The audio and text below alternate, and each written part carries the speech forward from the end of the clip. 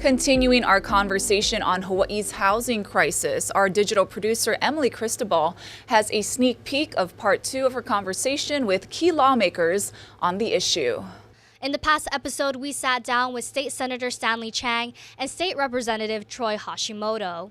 We discussed recent measures signed by the governor that are working to house locals and Native Hawaiians. This includes the implementation of a 99-year leasehold program, as well as talking about the dire need to not only house current residents, but also Hawaii's future. In this episode, we now address concerns and questions raised by our Hawaii News Now viewers and question what lawmakers are doing now to improve housing across the islands.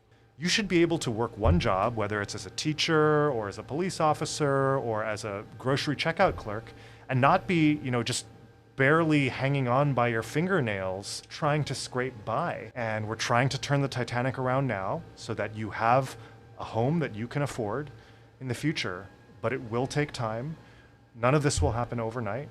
But I do hope that 5, 10, at some point, some number of years in the future, that we will have a pipeline of 10,000 or more units a year so that we'll never be forcing people to make that horrible decision ever again.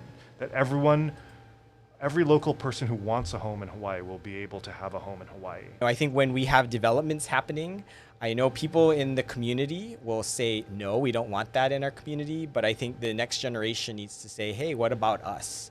Right? Because I think there has to be some type of yes in my backyard, right? I think we've pretty much said a lot of times, no, not in my backyard. And we need to change that thinking, because if we don't change that thinking, the best and brightest are going to leave. Right?